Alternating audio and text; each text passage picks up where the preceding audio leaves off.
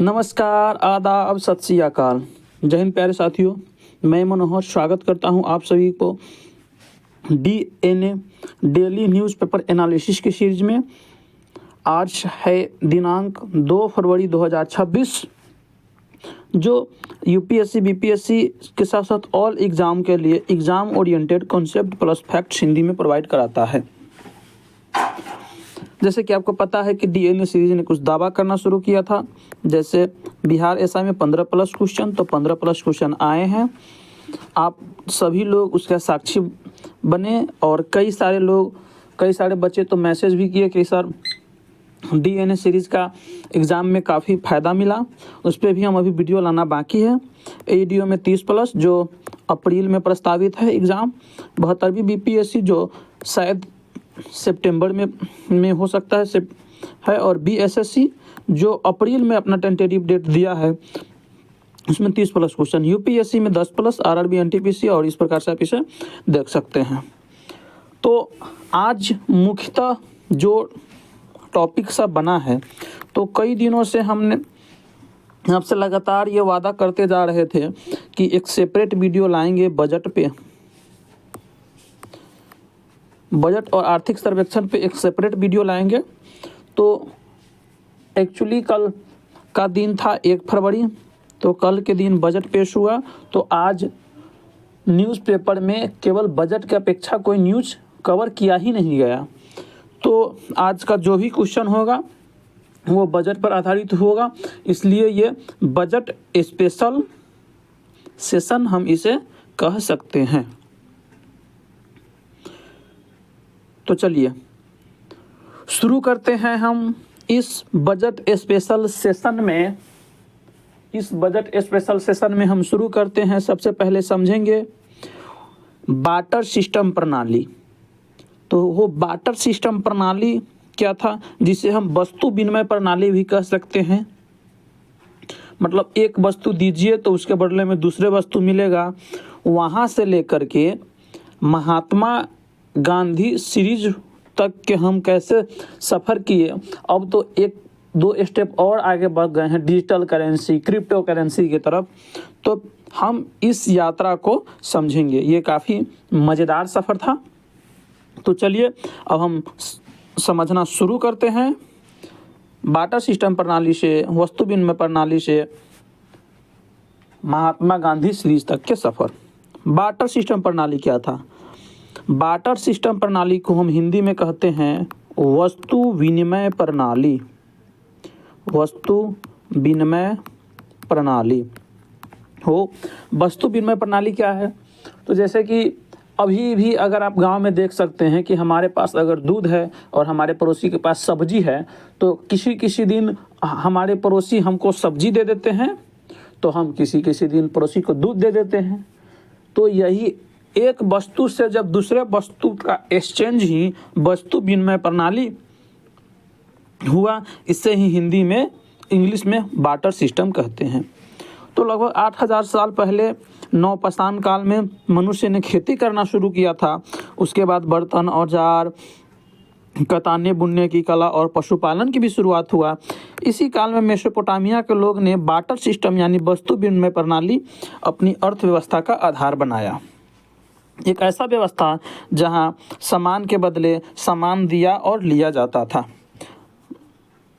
और यही है कि मान लीजिए आपको जौ चाहिए और आपके पास मछली है, ऐसे में आप सभी ऐसे व्यक्ति के पास जाएंगे। हाँ, ये तो हम आपको समझा दिए हैं। चलिए आगे बढ़ते हैं।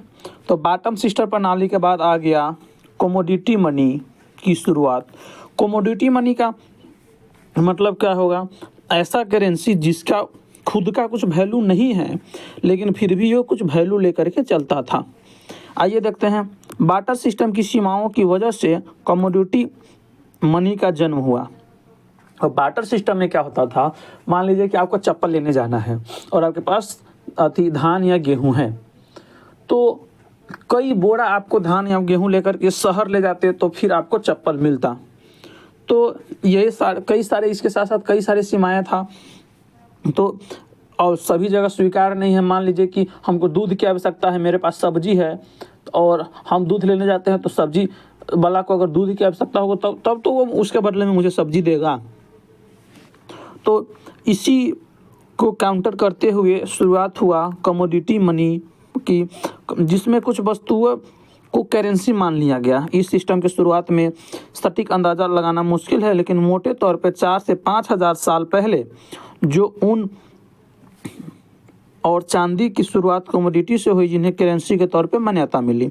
इसे मापने के लिए आज भी लीटर की तरह एक इकाई मिली थी।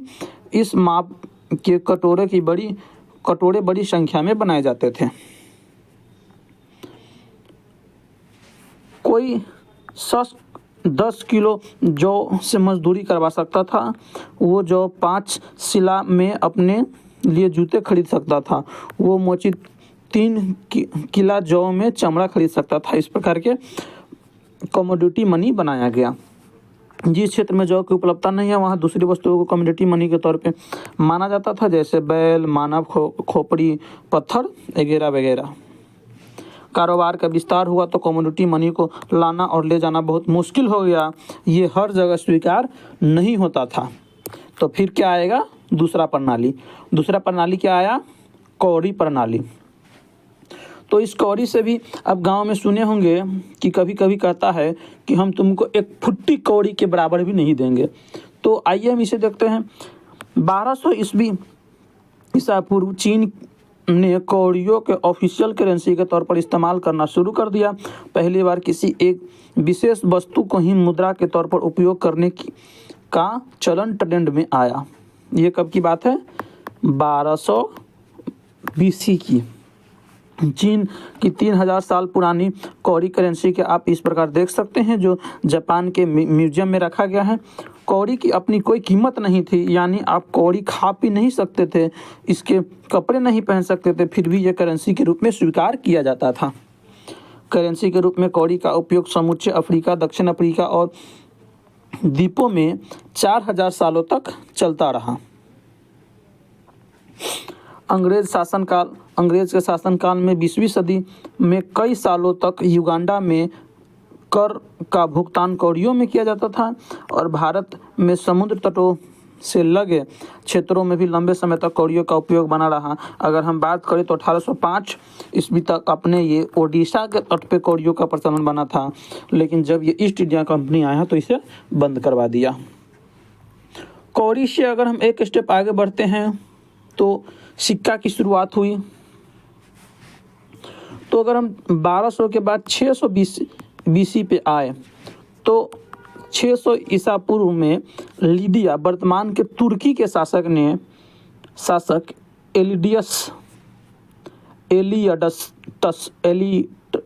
एलियटस ने सिक्कों को मुद्रा के रूप में लॉन्च किया। इनका नाम दिया लीडियस स्टेटर। क्या नाम दिया? लीडियन स्टेटर की तस्वीर आप याद रख सकते हैं। इसे दुनिया की पहली आधिकारिक करेंसी माना जाता है। तो आप इस बात को याद रखेंगे कि दुनिया की पहले आधिकारिक करेंसी किसे माना जाता है? लीडियन स्टेटर को। और ये कहाँ के शासक ने जारी किया था? तुर्की के। और तुर्की के शासक का नाम क्या था? लियटस।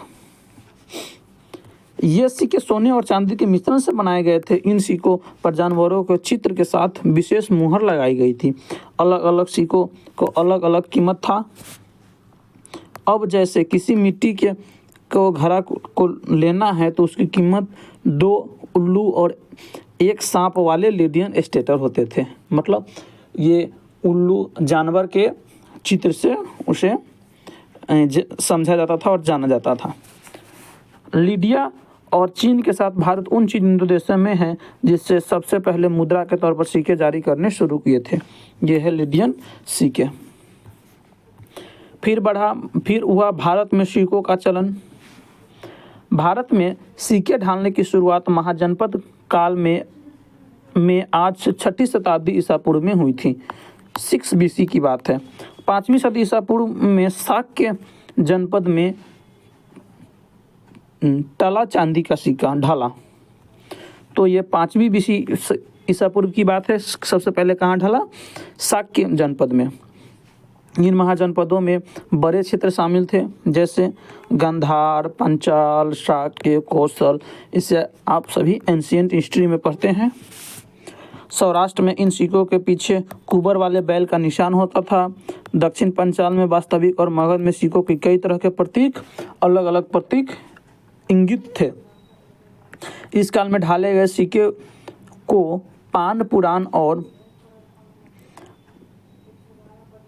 करसापन कहा जाता था, जो आमतौर पर चांदी के बने होते थे। जातक ग्रंथों में करसापन सिक्कों का उल्लेख कई बार किया गया है। इन कथाओं के अनुसार उस वक्त एक जोड़ी बैल की कीमत 24 करसापन थी। अब हम यहाँ से बढ़े किधर, टंका और चीतल के तरफ।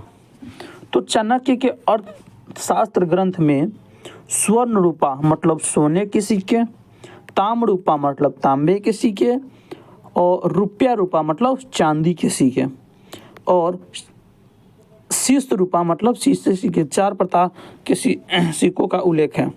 तो आप इसे याद रखेंगे, इस प्रकार का क्वेश्चन एग्जाम में पूछा जाता है। तो चाणक्य का अर्थशास्त्र में क्या है, तो स्वर्ण रूपा सोने के सिक्के, ताम्र रूपा तांबे के सिक्के और रुपया रूपा चांदी के सिक्के और शीशा रूपा शीशे के सिक्के। तो स्वर्ण रूपा का मतलब सोना हो गया, ताम्र रूपा का मतलब तांबा हो गया और रुपया रूपा का मतलब चांदी हो गया एवं शीशा का मतलब आप शीशा तो समझते ही हैं। पहले तुर्क सुल्तान इल्तुतमिश ने चांदी से बनी मुद्राओं को टंका और तांबे से बनी मुद्राओं को जीतल के रूप में प्रसारित किया। कौन? इल्तुतमिश ने चांदी तांबे से बनी मुद्राओं को क्या कहा? जीतल। जीतल किसका बना होता था? तांबे का। और चांदी के बने सिक्के को क्या बोला? टंका। टंका। इल्तुतमिश ने मुद्राओं पर टकसाला का नाम भी लिखवाया। टकसाला वह जगह होती थी जहाँ पे मुद्राएं ढाली जाती थी। अलाउद्दीन खिलजी के समकालीन इतिहासकारों ने उस समय के अनाजों के दामों का उल्लेख किया है, जैसे कि 7.5 जीतल प्रति मन, 5 जीतल प्रति मन, 4 जीतल प्रति मन, 1 जीतल प्रति 2.5 केजी घी, इस प्रकार से उल्लेख है। अब वहाँ से आगे बढ़ते हैं। तो भारत में रुपया की शुरुआत यहाँ से काफ़ी मोस्ट इम्पोर्टेंट हो जाता है, तो आप यहाँ से विशेष ध्यान देंगे। भारत में रुपये शब्द का प्रयोग सबसे पहले शेरशाह सूरी, कौन? शेरशाह सूरी के शासनकाल 1540 से 45 में किया गया था। शेरशाह सूरी के समय चांदी का रुपया था, यहाँ पे नाम पड़ा रुपया। सूरी ने 11.5 ग्राम चांदी के सिक्के जारी किए, जिन्हें रुपया कहा जाता था। 20वीं सदी तक ये बिना किसी बदलाव के चलता रहा। सूरी के शासन में चलाए गए सोने के सिक्कों को मोहर, जिसका वजन 4.9 ग्राम होता था। शेरशाह सूरी के समय में तांबे की भी पैसा थे। वही तांबे के सिक्के को दाम कहा जाता था। इसी दाम के बदले में पैसा कहा जाने लगा।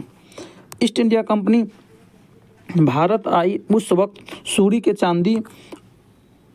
का चांदी का रुपया लोकप्रियता के चरम स्तर पर पहुंच गया था। 1835 में अंग्रेज सिक्का निर्माण अधिनियम लेकर आए और 1857 में रुपया को भारत का आधिकारिक मुद्रा बनाया। तो सिक्का निर्माण अधिनियम कब आया? सिक्का निर्माण अधिनियम की अगर हम बात करें तो 1835 में आया भारत, और ये 1857 में जा करके भारत की आधिकारिक मुद्रा रुपये को कर दिया गया। तब से अब तक रुपये की शेप, साइज, मटेरियल और डिजाइन में बदलाव होते रहे हैं, लेकिन नाम नहीं बदलता। रुपये शब्द संस्कृत के रुपया से आया है, जिसका मतलब कच्ची चांदी होता है, और रूपकम का मतलब चांदी का सिक्का होता है। अब पेपर करेंसी की शुरुआत की अगर हम बात करें तो चीनी व्यापारियों को सिक्कों की बड़ी मात्रा में लेकर चलना काफ़ी बोझिल और मुश्किल लगता था। तो पेपर करेंसी की शुरुआत सबसे पहले चीन में हुआ, और जहाँ पे कहते हैं ना कि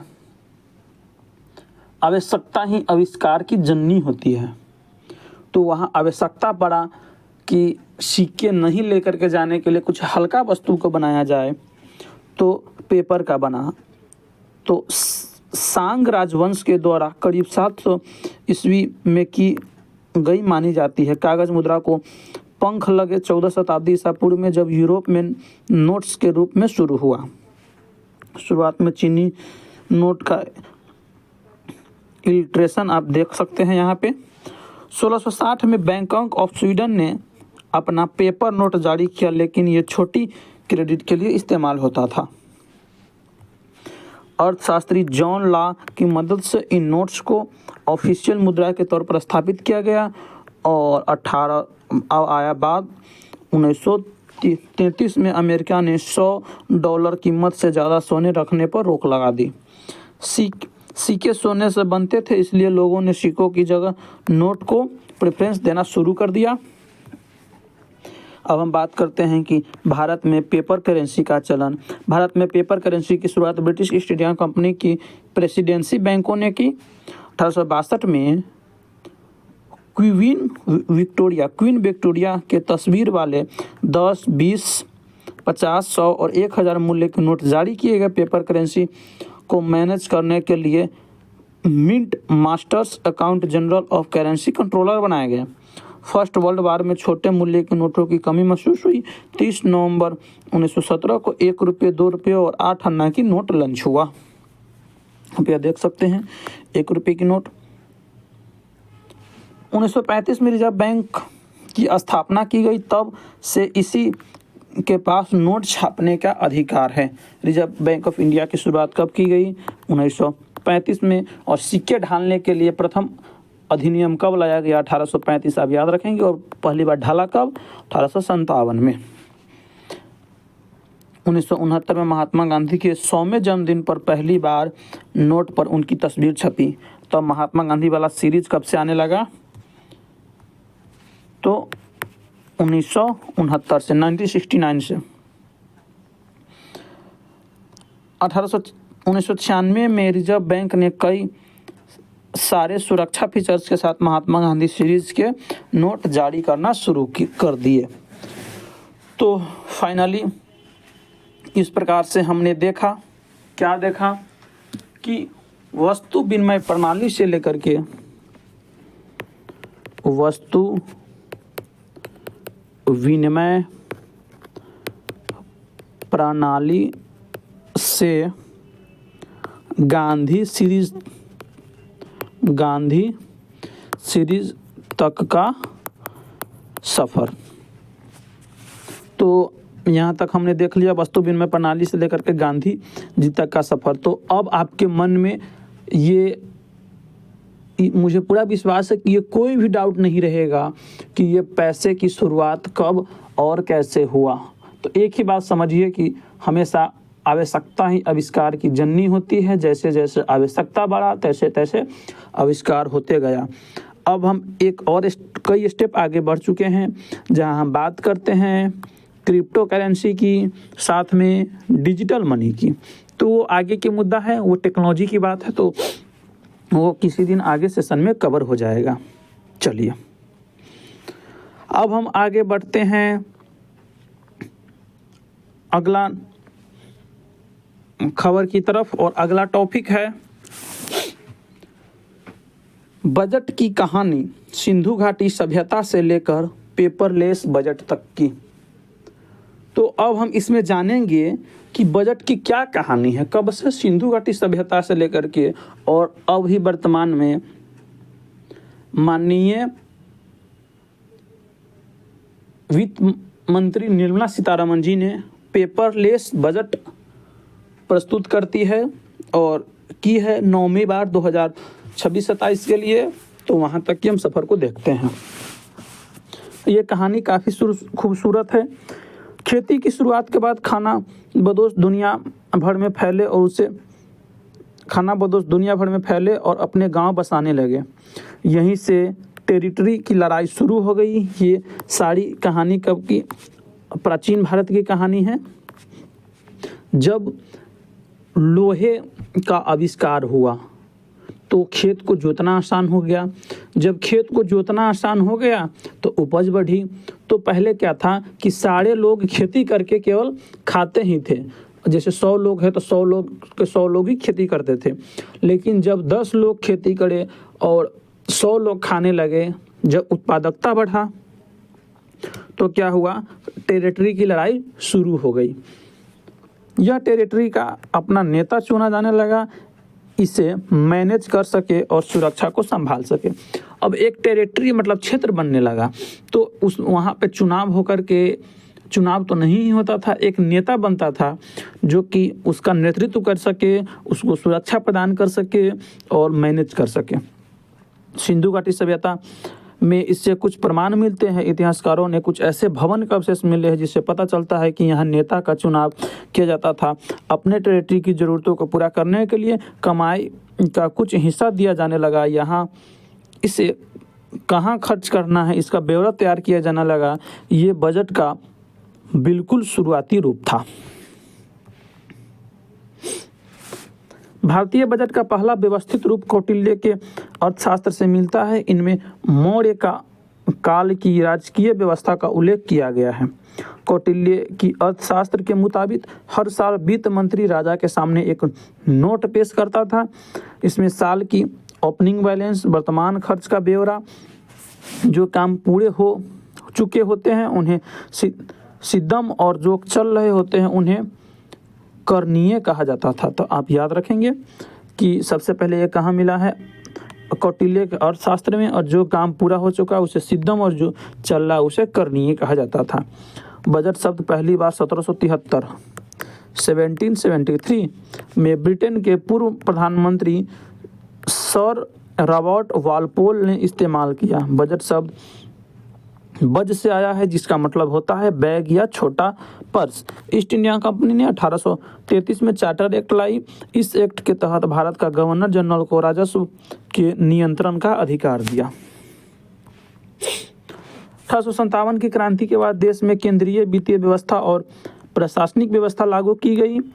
18 फरवरी 1869 को गवर्नर जनरल इन काउंसिल के finance member sir James William ने भारत का अपना पहला बजट पेश किया। तो भारत का पहला बजट कब पेश हुआ? 18 फरवरी 1869 को। किसने पेश किया? जेम्स विल्सन ने भारत का पहला बजट। आज़ादी की घोषणा के बाद 2 फरवरी 1946 को लियाकत अली खान की ओर से बजट पेश किया गया। तो लियाकत अली खान कौन थे? अंतरिम सरकार के वित्त मंत्री। आज़ाद भारत का पहला बजट नवंबर 1947 में सन्मुखम सेठी ने पेश किया। इसके बाद हर साल वित्तीय वर्ष की शुरुआत में बजट पेश किया जाता है। अगर हम लेदर बैग और बही खाता तक की सफ़र की देखें तो बजट शब्द बुजेट से बना है। इसका मतलब होता है लेदर बैग सालों की वित्तीय सालों तक वित्त मंत्री चमड़े के ब्रीफकेस में दस्तावेज लाते रहे। लेकिन 2019 से निर्मला सीतारमण ने ब्रीफकेस छोड़कर लाल कपड़े वाला बही खाता अपनाया और अब बजट पूरी तरह से डिजिटल होकर टैबलेट में सिमट गया है। तो इस प्रकार से हमने देखा बजट की कहानी सिंधु घाटी सभ्यता से लेकर के डिजिटल तक। इसी में बजट की आगे हम और बातें देखें तो सबसे ज़्यादा बजट पेश किए थे पूर्व प्रधानमंत्री मोरारजी देसाई ने, कुल 10 बार पेश किए थे। और निर्मला सीतारमण का ये 2026-27 का बजट 9वां बजट था। सबसे लंबा और छोटा भाषण निर्मला सीतारमण ने 2020 में सबसे लंबी भाषण दिया था 2 घंटा 42 मिनट के। और हुरु भाई एस पटेल ने 1977 में सबसे छोटा भाषण दिया, सिर्फ 800 शब्दों का भाषण था जो 10 मिनट में ही सिमट गया। तो इस प्रकार से हमने 2 प्रमुख टाइटल को कवर किया। अब आगे बढ़ते हैं। अगला टाइटल और तीसरे न्यूज की तरफ बजट को देखने। तो सबसे पहले हमने क्या देखा कि पैसा माने रुपया रुपया कैसे बना। फिर हम देखे बजट की कहानी। तो अब हम देखने लायक हो चुके हैं बजट। तो इस प्रकार से न्यूज़पेपर में दिया गया है, लेकिन न्यूज़पेपर ना पढ़ते हुए आप यह देख सकते हैं न्यूज़पेपर में बजट दिया गया है काफ़ी डिटेल से, लेकिन हम एक पीडीएफ लाए हैं विजन आईएएस का, वहाँ से हम इसको कवर करेंगे। चलिए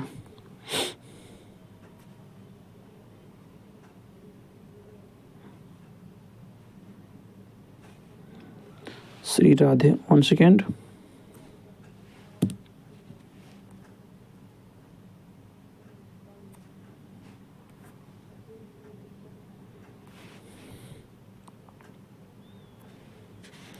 तो अब हम शुरू करते हैं देखना विजन आईएएस का केंद्रीय बजट 2025-26 का सारांश, जो विजन आईएएस द्वारा प्रस्तुत किया गया है। आइए अब हम शुरू करते हैं। बजट क्या है?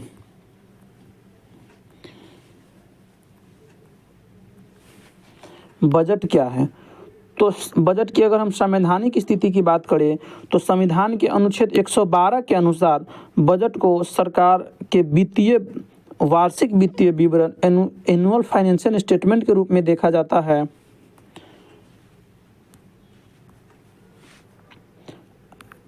और गौरतलब है कि संविधान में बजट शब्द का उल्लेख नहीं किया गया है, वार्षिक वित्तीय विवरण का उल्लेख किया गया है, और वो भी किसमें? आर्टिकल 112 में। आर्टिकल 112 में यह एक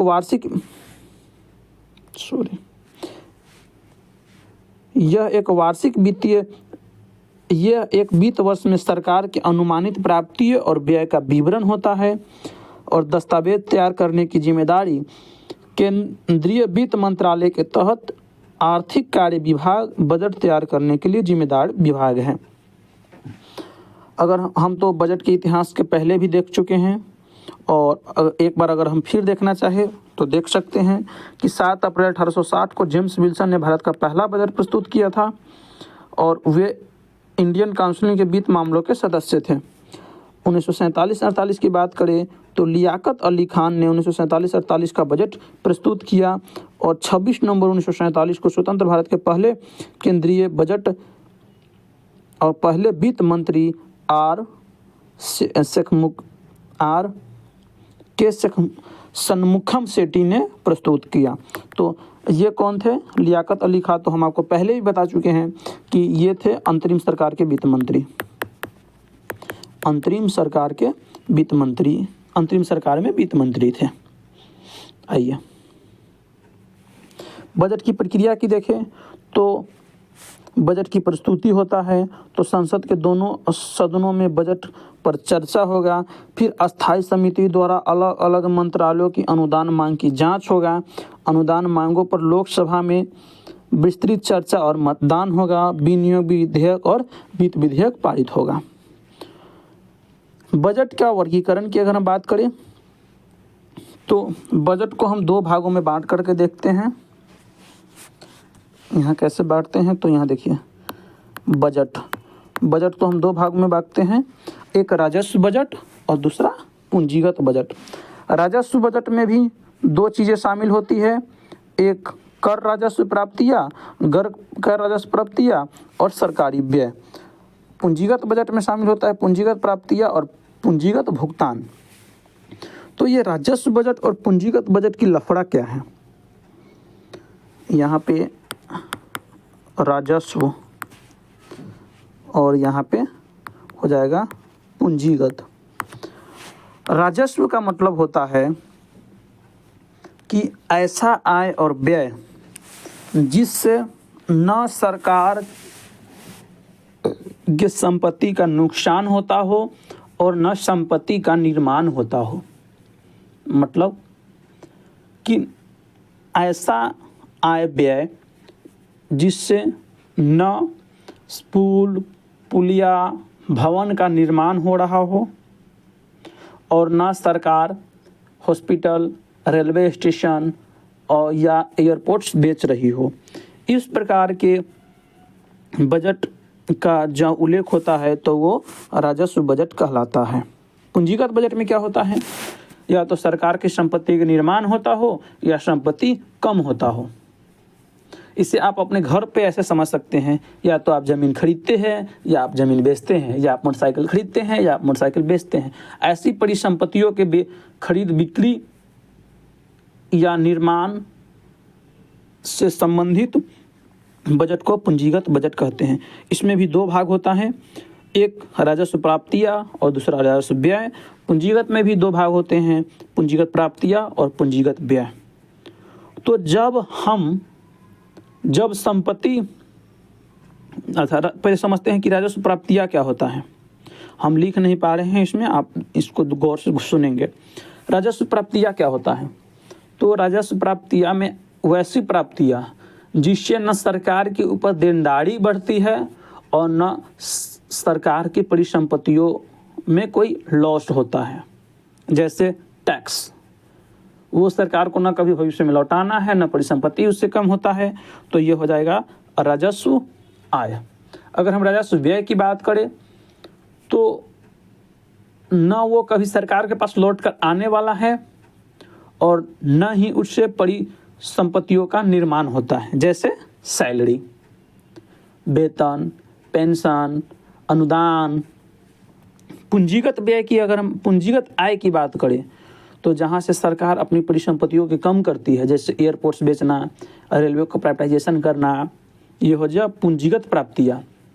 और पूंजीगत व्यय, तो पूंजीगत व्यय से मतलब होगा कि ऐसी व्यय जिससे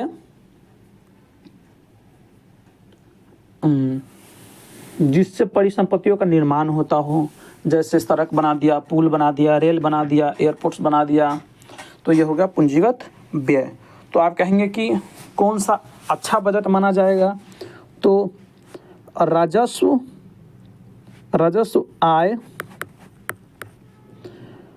राजस्व आय ज़्यादा हो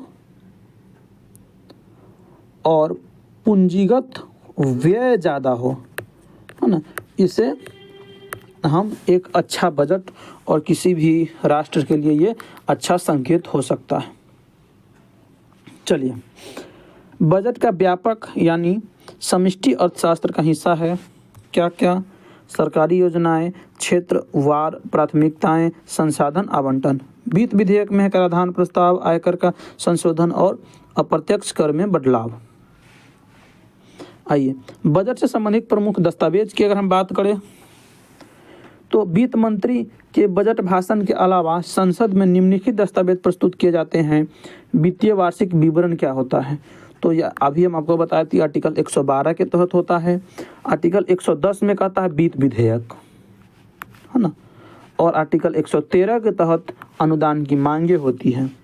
राजकोषीय उत्तरदायित्व एवं बजट प्रबंधन अधिनियम 2003 के अंतर्गत अधिदेशित राजकोषीय नीति विवरण, माइक्रो इकोनॉमी फ्रेमवर्क स्टेटमेंट भी जारी होता है और मध्यावधि की राजकोषीय नीति, सह राजकोषीय नीति कार्य योजना विवरण प्रदान करने वाले अन्य दस्तावेज में होता है राजस्व व्यय, प्राप्ति बजट, व्यय के रूपरेखा, बजट एक नज़र में, वित्त विधेयक में प्रावधानों की व्याख्या करने वाला ज्ञापन,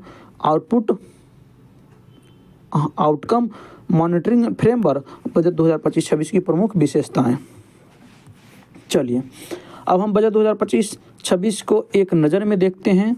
थीम था 2025-26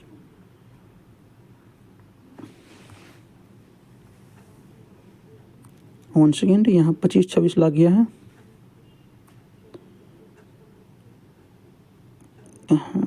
थोड़ी मिस्टेक तो हुई है दया।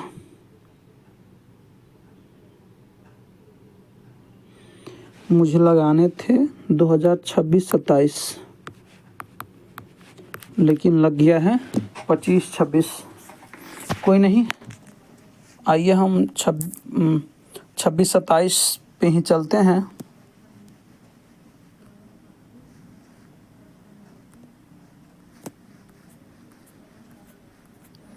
इतना देख लिए हैं तो कोई नहीं, हम 26-27 के ही डाउनलोड करते हैं। एक छोटी सी त्रुटि हो गई थी, जिसके लिए हम क्षमा चाहते हैं कि विजन आईएएस का जो हमने कंटेंट लगाया था वो 2025-26 का बजट हो गया था, लेकिन हमें पढ़ना है 2026-27 का बजट। तो चलिए आइए अब हम देखते हैं, ये ओरिजिनल डॉक्यूमेंट है। जैसे कि आप ओरिजिनल डॉक्यूमेंट देख सकते हैं, भारत सरकार द्वारा जारी किया भारत की बजट की मुख्य विशेषताएं 2026-27 की है और वित्त मंत्रालय बजट प्रभार द्वारा जारी किया गया डॉक्यूमेंट है। तो आइए हम देखते हैं बजट की मुख्य विशेषताएं क्या क्या है 2026-27 की। तो भारत की आर्थिक गति, विकसित भारत समावेशन के साथ महत्वाकांक्षा का संतुलन, संशय के स्थान पर कड़वाई, वाक पटुता के स्थान पर सुधार और लोक लुभावन दिखावे के स्थान पे जनहित को प्राथमिकता। लक्ष्य क्या रहा? तो आकांक्षा की उपलब्धि में रूपांतरित करना, क्षमता को प्रदर्शन में बदलना, स्थायित्व, राजकोषीय अनुशासन, कम मुद्रास्फीति और संधारणीय विकास का टारगेट रहा। लगभग 7% के उच्च विकास दर में ना क्या क्या महत्वपूर्ण है? ऊर्जा सुरक्षा, महत्वपूर्ण आयातों पर कम निर्भरता, दूरगामी संरचनात्मक सुधार, राजकोषीय विवेक, मौद्रिक स्थिरता, सार्वजनिक निवेश पर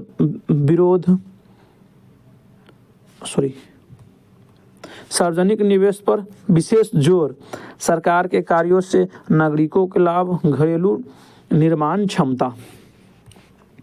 युवा को समर्पित बजट रहा है। सरकार का संकल्प है किसान, महिला, दलित, वंचित, शोषित, पीड़ित और पिछड़े वर्ग पर विशेष ध्यान देना। पहला कर्तव्य में है सरकार विकास को गति प्रदान करना और उसे धारणीय रखना, उत्पादकता और प्रतिस्पर्धा को बढ़ाना, परिवर्तनशीलता, वैश्विक परिस्थितियों के विरुद्ध प्रतिरोध क्षमता, हमारे लोगों की आकांक्षाओं को पूरा करना, लोक क्षमता निर्माण, भारत की समृद्धि के पथ पर लोगों के मजबूती भागीदारी, सबका साथ सबका विकास ये तीसरा कर्तव्य है। ये सुनिश्चित करना कि प्रत्येक परिवार, समुदाय और क्षेत्र और सेक्टर के पास संसाधनों, सुविधाओं और सार्थक भागीदारी के अवसरों तक पहुंच हो सके। संरचनात्मक सुधारों को गति बनाए रखना, निरंतर अनुकूल और भविष्योन्मुखी के साथ साथ सुदृढ़ और प्रतिरोधी वित्तीय क्षेत्र, बचत करना, पूंजी का सकल आवंटन और जोखिम का प्रबंधन, एआई अनुप्रयोग सहित अत्याधुनिक प्रौद्योगिकियां, बेहतर शासन हेतु बल आवर्धन। तो इस सब को आप देखते रहेंगे। आर्थिक वृद्धि बनाए रखना, विनिर्माण, कार्य नीति और ऑर्गेनिक क्षेत्र, बायोफार्मा शक्ति, सीपीएसई के हाईटेक टूल रूम, कंटेनर निर्माण की स्कीम, वस्त्र उद्योग के लिए एकीकृत कार्यक्रम, इलेक्ट्रॉनिक्स कंपोनेंट्स विनिर्माण स्कीम, उच्च मूल्य और प्रौद्योगिकी उन्नत निर्माण और अवसंरचना उपकरणों के घरेलू विनिर्माण को मजबूती करना, 200 पुराने उद्योग समूह को पुनर्जीवित करने की स्कीम, इंडिया सेमीकंडक्टर मिशन 2.0, खेलकूद की किफ़ायती सामानों का विनिर्माण के लिए समर्पित पहल, घरेलू उत्पादन को बढ़ाने के लिए 3 समर्पित रासायनिक park, rare earth permanent magnet अनुसंधान, खनन, प्रसंस्करण और विनिर्माण के लिए स्कीम। इसमें मुख्य काम को हम देखते हैं। चैंपियंस के रूप में विकास करने की सहायता के त्रिआयामी आइए। हाँ, सेवा क्षेत्र पर पुनः जोर देना, जैसे में स्वास्थ्य क्षेत्र पे तो विकसित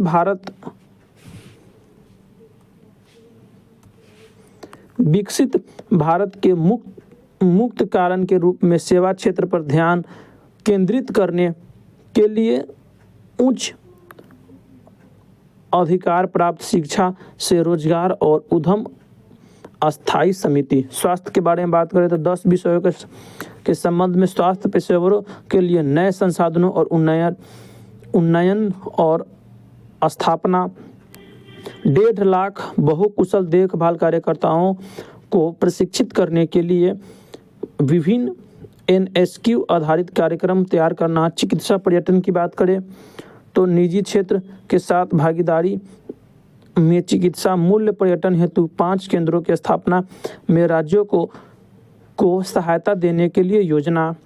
प्रमाणन निवेश के उच्च मानकों के लिए 3 नए अखिल भारतीय आयुर्वेद संस्थान, आयुष फार्मेसी तथा औषधि जांच प्रयोगशाला का उन्नयन। तो ये सब आप देखते रहेंगे। खेलो इंडिया मिशन, एकीकृत प्रतिभा विकास वर्ग, व्यवस्थित प्रशिक्षण विकास, विज्ञान और प्रौद्योगिकी का एकीकरण तथा खेलकूद संबंधी अवसंरचनाओं का विकास। शिक्षा में बात करें तो शिक्षा बड़े औद्योगिक और लॉजिस्टिक गलियारे के आसपास 5 विश्वविद्यालय टाउनशिप का विकास। प्रत्येक जिला में उच्च शिक्षा STM संस्थानों में महिला छात्रावास, 4 टेलीस्कोप अवसंरचना सुविधा की स्थापना अथवा उन्नयन। पर्यटन में शिक्षा जगत, उद्योग तथा सरकार के बीच सेतु के रूप में राष्ट्रीय आतिथ्य संस्थान की स्थापना। 20 विशेष पर्यटन स्थलों पर 10,000 गाइडों की कौशल विकास के लिए पायलट स्कीम। सभी महत्वपूर्ण संस्थानों के डिजिटल दस्तावेज बनाने के लिए राष्ट्रीय गंतव्य डिजिटल ज्ञान ग्रिड। चुनिंदा राज्यों में परिस्थिति रूप में संधारणीय माउंटेन ट्रेल्स, टर्टल टेल्स और बर्ड वाचिंग टेल्स विकसित करना। भारत पहली बार ग्लोबल बिग कैट समिट आयोजित करेगा। क्या करेगा? भारत पहली बार ग्लोबल बिग कैट समिट आयोजित करेगा। तो ये कहाँ होगा? 2026 में भारत में होगा ग्लोबल बिग कैट समिट। अभी से ध्यान रखेंगे। 15 महत्वपूर्ण स्थलों पर जीवंत अनुभव्य जन्य संस्कृति गंतव्य के रूप में विकसित और पूर्वोत्तर क्षेत्र में बुद्ध सर्किट विकसित करना।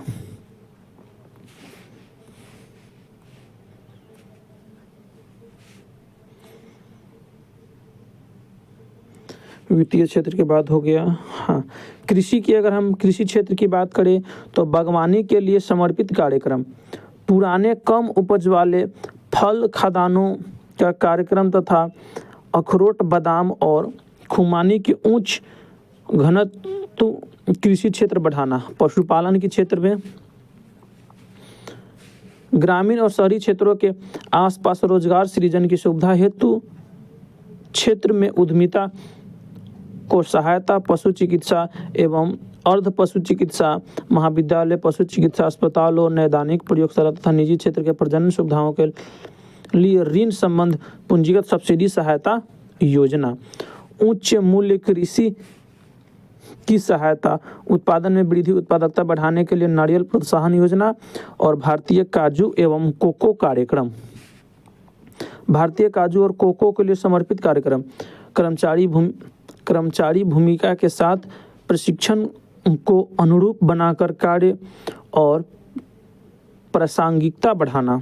मत्स्य पालन, 5000 जलाशयों और अमृत सरोवर का एकीकृत विकास। तटीय क्षेत्र में मत्स्य पालन, मूल्य श्रृंखला का दृढ़ीकरण तथा फिश FPO के साथ स्टार्टअप और महिला प्रधान समूहों को जोड़ने के लिए बाजार संपर्क को समर्थ बनाना।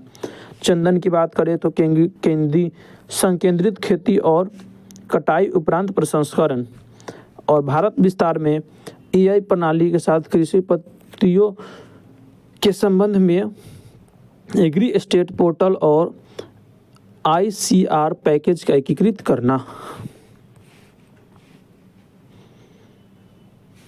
चलिए आगे जो जरूरी है वहाँ हम देखते चलते हैं। राजकोषीय मामले। राजकोषीय मामले में 16वां वित्त आयोग सरकार ने 41% विवरण के ऊर्ध्व हिस्से को बनाए रखने संबंधी आयोग की सिफारिश को स्वीकार किया है। वित्त आयोग अनुदान के रूप में वित्त वर्ष 2026-27 के लिए 1.4 लाख करोड़ का प्रावधान, इनमें ग्रामीण तथा शहरी स्थानीय निकाय और आपदा प्रबंधन अनुदान शामिल है। ये 16वां वित्त आयोग की सिफारिश था। और राजकोषीय समेकन, केंद्र सरकार वर्ष 2030 तक 50+-1 की जीडीपी और ऋण की अनुपात प्राप्त करने का लक्ष्य रखेगी। ऋण और जीडीपी का अनुपात संशोधित अनुमान 2025-26 में जीडीपी 56.1% की तुलना में बजट अनुमान 2026-27 में जीडीपी के 55.6% रहने का अनुमान है। राजकीय घाटे की संशोधित अनुमान 2025-26 में जीडीपी का 4.4% रहने का अनुमान है। ऋण समेकित नए राजकोषीय सुविचारित प्रयास के अनुरूप बजट अनुमान 2026-27 में राजकोषीय घाटे की जीडीपी के 4.3% रहने का अनुमान है। अब अगर हम घाटे की प्रवृत्ति को देखें तो ये है 2026-27, तो हम 2026-27 के देखेंगे। फिजिकल डेफिसिट कितना रहा है? 4.3%। Physical deficit 4.3%। रेवेन्यू डेफिसिट की बात करें तो 1.5%। प्राइमरी डेफिसिट की बात करें तो 0.7% एवं इफेक्टिव रेवेन्यू डेफिसिट की बात करें तो 0.3%। रुपया कहाँ से आता है ना? तो ये कहाँ से आता है, तो इसमें ये नहीं पूछेगा कि कितना प्रतिशत कौन क्षेत्र से आता है, इसमें एक क्रम सजाने को दे देता है और पूछता है कि तो सबसे अधिक आता है कॉर्पोरेट टैक्स से, तो नंबर 1 पे हो जाएगा कॉर्पोरेट टैक्स। सॉरी सबसे ज़्यादा आता है किससे? बोरोइंग एंड लाइबिलिटीज से, कर्ज एवं देनदारियाँ, तो इससे आता है 24%, तो नंबर 1 पे ये आ जाएगा। उससे कम आता है 18% कॉर्पोरेट टैक्स से, तो ये नंबर 2 पे आ जाएगा। नंबर 3 पे है 10% वाले नॉन टैक्स रेवेन्यू, है ना, इनकम टैक्स से। 3 नंबर पे आ गया इनकम टैक्स से, 2 नंबर पे, वो मिस्टेक कर रहा हूँ, इसे फिर से आप ध्यान देंगे। सबसे अधिक प्रतिशत में है 14%। सरकार सबसे ज़्यादा कहाँ से पैसा आती है? कर्ज एवं अन्य देनदारियाँ से, नंबर 1 पे आएगा।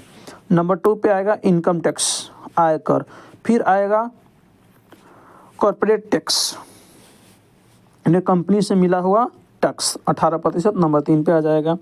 उसके बाद है 15% GST and other taxes, number 4 पे।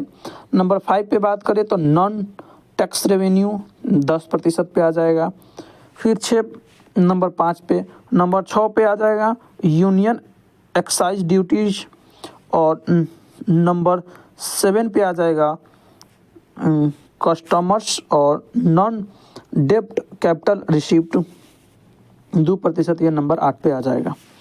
इसी प्रकार से रुपये कहाँ जाता है, तो अगर आप इसे देखेंगे तो सबसे अधिक रुपया जाता है 22% स्टेट्स या टैक्सेस, माने टैक्स में राज्य के हिस्सेदारी में सबसे अधिक जाता है, तो नंबर 1 पे ये आ जाएगा। इसे हम अलग कलर से करते हैं। हाँ, टैक्स या टैक्सेस में जाता है 22%, तो नंबर 1 पे ये आ जाएगा। नंबर 2 पे है 20%, इंटरेस्ट पेमेंट सरकार करती है, तो नंबर 2 पे पेमेंट आ जाएगा। नंबर 3 पे सेंट्रल सेक्टर स्कीम में जाता है 17%, तो नंबर 3 पर ये आ जाएगा। नंबर 4 पे आएगा 11% जाता है डिफेंस पे, तो नंबर 4 पे डिफेंस आ जाएगा। नंबर 5 पे खर्चा होता है 8% सेंट्रली स्पॉन्सर्ड स्कीम में, तो ये नंबर 5 पे आ जाएगा।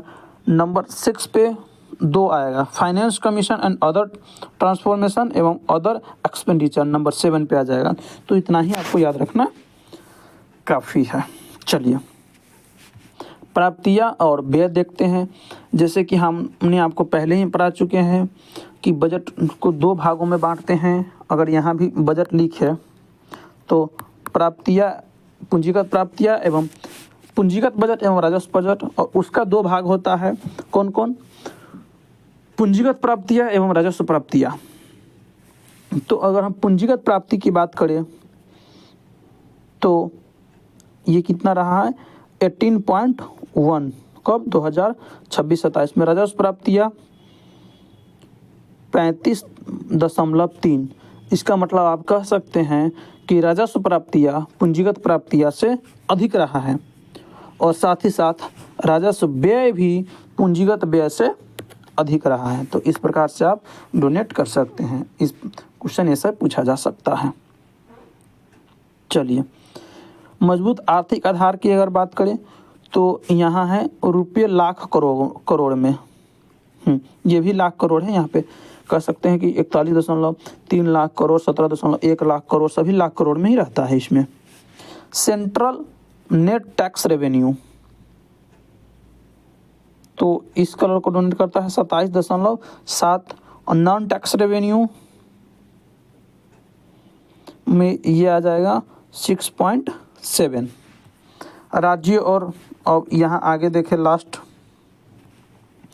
तो सबसे अधिक इस बार बजट किसको दिया गया है? परिवहन को नंबर 1 पे, नंबर 2 पे रक्षा पे, 3 में ग्रामीण विकास, 4 में गृह कार्य, 5 में कृषि संबंध कार्यक्रम, फिर शिक्षा पे, फिर ऊर्जा, फिर स्वास्थ्य पे, शहरी विकास, और सबसे कम पूर्वोत्तर क्षेत्र के विकास पर। तो आप 4-5 क्रम इसमें याद रखेंगे। तो इस प्रकार से हम अगर आपको लिखे तो सबसे पहले आ जाएगा परिवहन, परिवहन के बाद आ जाएगा रक्षा, रक्षा की बाद आ जाएगा ग्रामीण विकास, ग्रामीण विकास, फिर गृह कार्य, फिर कृषि। तो इसे हम याद कैसे करेंगे? आप देखिए, हम पहले जाते हैं अगर हम चले गए, अगर हम चले गए, नंबर 1 पे परिवहन। फिर कहीं गए तो वहाँ रक्षा की भी तो बात होनी चाहिए, बिना रक्षा के थोड़ी चलेगा दादा। अब रक्षा की बात हो गया तो जहाँ हम गए उस गांव का विकास भी तो होना चाहिए। जैसे आप अधिकारी बनते हैं तो पहले क्या करते हैं? अपना ज्वाइनिंग लेटर के परिवहन करेंगे। अब जहाँ आप जाएंगे फिर वहाँ सोचेंगे आपको सिक्योरिटी मिलेगा, तो रक्षा की बात हो गया। फिर आप ग्राम को विकास में लगेंगे, और गांव की विकास होगा तो घर का कार्य लोग करेगा, फिर आप कृषि पर ध्यान देगा। तो नंबर 1 पे परिवहन, 2 रक्षा, 3 में ग्रामीण विकास, 4 में गृह कार्य, 5 में कृषि। इस प्रकार से आप ध्यान रखेंगे। तो अब लगता है कि हम बजट के सारांश को देख लिए। तो इतना रहा 18-20 मिनट की क्लास में आपने बजट की सारांश को देखा है। फिर कभी मौका मिलेगा तो बजट लेकर के आने का प्रयास करेंगे, किसी भी रूप में और किसी भी फॉर्मेट में हो। अब हम बढ़ते हैं आगे, वहीं से अब हम लगाते हैं।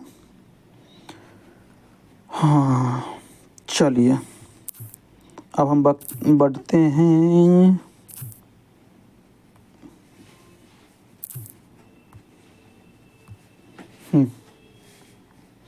हमने कहाँ तक देख लिया था?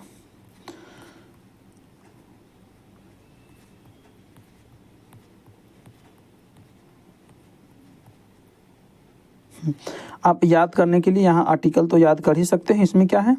तो चलिए इसमें हम आपको आर्टिकल याद करा देते हैं।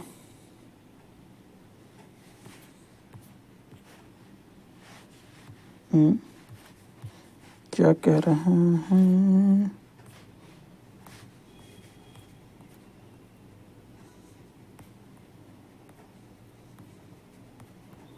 इसमें एक बड़ी मिस्टेक हो गई थी। हाँ हाँ जी, चलिए। तो आर्टिकल 109 में कहता है, आर्टिकल 109 है, धन विधेयक के संबंध में विशेष प्रक्रिया। 109 में धन विधेयक के संबंध में विशेष प्रक्रिया है भैया। आर्टिकल 109 में धन विधेयक के संबंध में विशेष प्रक्रिया है भैया। आर्टिकल 109 में धन विधेयक के संबंध में विशेष प्रक्रिया। आर्टिकल 110 में, अनुच्छेद 110 में धन विधेयक की परिभाषा है। 112 में वार्षिक वित्तीय विवरण है, इसे हम बजट जानते हैं। और 113 में कहता है संसद के प्रावधानों के संबंध में प्रक्रिया। 114 में विनियोग विधेयक। 115 में अनुपूरक, अतिरिक्त या अधिक अनुदान। 116 में लेखा अनुदान, प्रत्यानुदान और अपवादानुदान। 117 में कहता है वित्त विधेयक के संबंध में विशेष प्रावधान। 150 संघ और राज्यों के खातों का प्रारूप।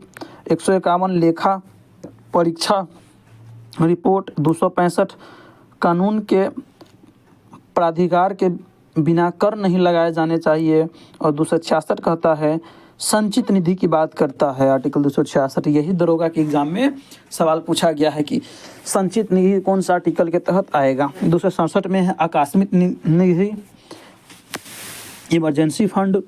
267 में, 275 में है संघ के कुछ राज्यों का अनुदान। 280 में कहता है वित्त आयोग है। वित्त आयोग की किस में है, 280 में, ये आप याद रखेंगे। 281 में वित्त आयोग की सिफारिशें है। 292 के तहत भारत सरकार द्वारा उधार लेना है। चलिए, तो हम फाइनली अब बजट भी देख चुके हैं। अब उससे आगे बढ़ते हैं। अब अगला टॉपिक है और अगला न्यूज़ है कि केंद्रीय बजट 2025-26 में बिहार को क्या मिला? क्या विशेष कोई पैकेज मिला है? तो नहीं, विशेष पैकेज नहीं मिला है। अरे रुकिए भागिए मत। अगर विशेष पैकेज नहीं मिला है फिर भी तो कुछ न कुछ मिला होगा जी। तो आइए हम उसे देखते हैं। तो क्या मिला है? विशेष पैकेज नहीं मिला है तो दिशा मिली, पैकेज नहीं, डायरेक्शन मिला है ना। ये हुई ना सुधार की बात कि हम तुमको दिशा दे रहे हैं, तुम काम करो। फिर भी बिहार के लिए मायने रखता है बजट। क्या है? तो पटना में शिप रिपेयरिंग इकोसिस्टम लगेगा। 20 नए राजमार्ग बनेंगे। वाराणसी सिलीगुड़ी रेल कॉरिडोर बनेगा। महात्मा गांधी ग्राम स्वराज पहल विरासतों का डिजिटल डॉक्यूमेंट बनेगा। हर जिले में गर्ल्स हॉस्टल बनेगा। वाराणसी पटना फ्रंट कॉरिडोर बनेगा। टियर 2 टियर 3 शहर का विकास होगा। पटना में बनेगा शिप रिपेयरिंग सेंटर। अप्रैल में होगा इसका निर्माण। तो आइए हम इसे, ये तो खबर रहा, आगे हम इसके बारे में विस्तार से देखते हैं। तो केंद्रीय वित्त मंत्री निर्मला सीतारमण ने रविवार को बजट 2026-27 पेश किया। इसमें बिहार के लिए किस विशेष पैकेज का ऐलान नहीं हुआ, लेकिन कई घोषणाएं ऐसी हुई जिससे लंबे समय तक राज्यों को लाभ मिलेगा। गंगा नदी के किनारे बाजार डेवलप होंगे। हाई स्पीड कॉरिडोर बनेगा। बजट भाषण में की गई घोषणाओं को देखें तो राज्य को इंफ्रास्ट्रक्चर, गंगा आधारित अर्थव्यवस्था, शहरों का विकास, ग्रामीण रोजगार और राज्यों को मिलने वाली हिस्सेदारी के जरिए अहम फायदे दिए गए हैं। कुल मिलाकर के 1,62,142 करोड़ रुपए देने का प्रावधान है। कितना मिलेगा? 1,62,142 करोड़। इनमें से 1,51,831 करोड़ रुपए केंद्रीय करों के हिस्सेदारी के रूप में मिलेंगे। चलिए, तो इसके लिए हम 9 पॉइंट को देखते हैं, जो महत्वपूर्ण 9 पॉइंट है। पहला, गंगा कॉरिडोर से माल ढुलाई और बढ़ेगा कारोबार। बजट में inland water way, freight corridor और लॉजिस्टिक सुधारों से जुड़ी घोषणाएं की गई हैं। इसका बिहार पर असर पड़ेगा। गंगा नदी के जरिए सस्ता परिवहन मिलने से कृषि उत्पाद, सीमेंट, कोयला और निर्माण सामग्री ले जाने में के लिए लागत घटेगी। बिहार के सामान गंगा नदी के जरिए कोलकाता बंदरगाह पहुंच जा सकेगा, इससे निर्यात करना आसान होगा। बिहार में उद्योग लगाने की संभावनाएं बढ़ेगी और राज्य का व्यापारिक नेटवर्क मजबूत होगा। क्या फ़ायदा होगा? तो गंगा नदी से माल ढुलाई की व्यवस्था होने पर बिहार के इंडस्ट्रियलाइजेशन को तेज़ी मिलेगा, राज्य के उत्पादों का निर्यात बढ़ेगा, आर्थिक समृद्धि आएगी। पॉइंट 2 की बात करें तो दूसरा पॉइंट है कि पटना में inland waterway ship repairing ecosystem बनेगा। बजट में गंगा जलमार्ग को बढ़ावा देने के तहत पटना में इनलैंड वाटरवे के लिए शिप रिपेयर इकोसिस्टम स्थापित करने का ऐलान किया गया है। यह कदम गंगा के जरिए माल ढुलाई, यात्री परिवहन और लॉजिस्टिक्स को मजबूत करेगा। अभी तक इनलैंड शिपिंग के लिए मरम्मत और मेंटेनेंस की सुविधा सीमित है, जिससे लागत बढ़ती है। पटना में यह इकोसिस्टम बनने से जहाज़ों की मरम्मत, स्पेयर पार्ट्स, टेक्निकल सर्विस और सप्लाई चेन विकसित होगी। क्या फ़ायदा होगा? इसका सीधा फ़ायदा पटना, भोजपुर, बेगूसराय, मुंगेर और भागलपुर जैसे गंगा किनारे स्थित जिलों को होगी। तो गंगा किनारे कुल कितने जिले स्थित है? बिहार के 12। इस बात को आप याद रखेंगे। तीसरा पॉइंट में है कि Varanasi Siliguri high speed rail corridor का निर्माण होगा। बजट में 7 हाई स्पीड रेल कॉरिडोर की घोषणा की गई, जिसमें वाराणसी सिलीगुड़ी रूट शामिल है। यह रूट बिहार से गुजरेगा। बक्सर, आरा, पटना, किशनगंज आदि जिलों के लाखों लोग रोजगार, व्यापार और शिक्षा से के लिए इसी रूट का इस्तेमाल करते हैं। क्या फ़ायदा होगा इससे बिहार को? तो बिहार के लोग के लिए पूर्वोत्तर के राज्यों तक तेज कनेक्टिविटी मिलेगी। राज्य के लाखों लोग असम और नॉर्थ ईस्ट से दूसरे राज्यों में रोजगार के लिए जाते हैं, वही वाराणसी जाने में लगने वाला समय भी घटेगा। बिहार में 8 शहरों में का होगा विकास। बजट में टियर 2 और टियर 3 के शहरों को CER सिटी इकोनॉमिक रीजन के रूप में विकसित करने की घोषणा की गई है। पटना, मुजफ्फरपुर, गया समेत 8 शहरों इस कैटेगरी में आते हैं। हर CER को 5 साल में 5,000 करोड़ रुपए तक की सहायता दी जाएगी। यह मॉडल शहरों को आसपास के ग्रामीण इलाकों से जोड़कर रोजगार और निवेश का क्लस्टर तैयार करने पर आधारित है। इससे क्या फ़ायदा होगा बिहार को? तो बिहार के पटना, गया, भागलपुर और मुजफ्फरपुर जैसे शहर इस योजना के दायरे में होंगे। यहाँ हाउसिंग, ट्रांसपोर्ट, इंडस्ट्रियल एरिया और सर्विस सेक्टर को बढ़ावा मिलेगा। राज्य के लोग को अपने पास के शहर में ही काम मिलेगा। रोजगार के लिए दूसरे राज्यों में नहीं जाना होगा। 5वां पॉइंट है कि बिहार को 7.2 लाख करोड़ 1.62 लाख करोड़ रुपए देने का प्रावधान।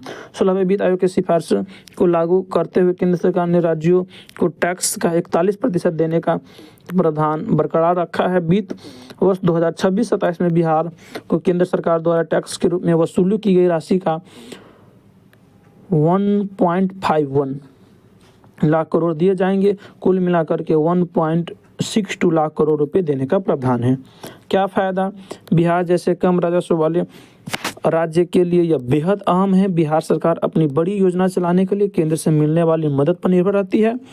केंद्र की मदद से राज्य सरकार शिक्षा, स्वास्थ्य, सड़क और ग्रामीण विकास जैसे बुनियादी ज़रूरतों को पूरा कर पाएगी। और हम पॉइंट नंबर 6 की बात करें तो पंचायत और नगर निकायों को सीधा फंड मिलेगा। बजट में वित्त आयोग अनुदान, फाइनेंस कमीशन, ग्रांट्स के तहत पंचायतों, नगर निकाय और आपदा प्रबंधन के लिए सीधा फंड देने का प्रावधान किया गया है। क्या फ़ायदा होगा? बिहार के पंचायत और नगर निकाय को सीधे केंद्र सरकार से पैसे मिलेंगे। यह पानी सप्लाई, सफाई, सड़क, स्ट्रीट लाइट और ड्रेनेज जैसी स्थानीय ज़रूरतों को पूरा करने के लिए खर्च होगा। इस फंड से विकास का काम होगा। 7वां पॉइंट की अगर हम बात करें तो MSME के लिए 10,000 करोड़ रुपए का ग्रोथ फंड। बजट में MSME सेक्टर को मजबूती देने के लिए 10,000 करोड़ रुपए तक की ग्रोथ फंड घोषित किया गया है। साथ ही ट्रेड्स प्लेटफॉर्म को अनिवार्य बनाकर छोटे उद्योगों को समय पर भुगतान तय करने की कोशिश की गई है। क्या फ़ायदा होगा? बिहार के टियर 2 और टियर 3 शहरों को छोटे उद्योग की संख्या ज़्यादा है, ग्रोथ फंड से इन्हें मदद मिलेगी, उद्यमियों को कारोबार बढ़ाने के लिए कम ब्याज पर पैसा मिलेगा, इससे रोजगार के मौके बढ़ेंगे, पलायन कम होगा। 8वां नंबर पॉइंट की बात करें तो ग्रामीण रोजगार और स्किलिंग पर जोर दें। बजट में ग्रामीण रोजगार, स्किल डेवलपमेंट और प्रोफेशनल सपोर्ट मॉडल को बढ़ावा दिया गया है। कॉरपोरेट मित्र जैसे मॉडल टियर 2 और टियर 3 शहरों में पेशेवर सेवाएं उपलब्ध कराएंगे। क्या फ़ायदा होगा? बिहार के 3/4 से अधिक आबादी गांव में रहती है। गांव में रोजगार के अवसर बढ़ने से युवाओं को उनके घर के पास ही काम मिलेगा, उन्हें काम की तलाश में बाहर नहीं जाना पड़ेगा, गांव की स्थिति सुधरेगी, स्किल डेवलपमेंट से युवाओं को अच्छी नौकरी मिलेगी। और आखिरी एवं 9वां पॉइंट है कि बिहार को बड़ा पैकेज नहीं लेकिन अस्थायी सपोर्ट मिला है। बजट में बिहार को कोई तत्कालीन बड़ा पैकेज नहीं मिला है, लेकिन इंफ्रास्ट्रक्चर, टैक्स, हिस्सेदारी, शहरी ग्रामीण फंडिंग और रोजगार योजनाओं को जरिए फ़ायदे दिया गया है। क्या फ़ायदा? तो यह बजट बिहार के लिए घोषणाओं से ज़्यादा ढांचे पर आधारित है। इसका असर आने वाले वर्षों में दिख सकता है।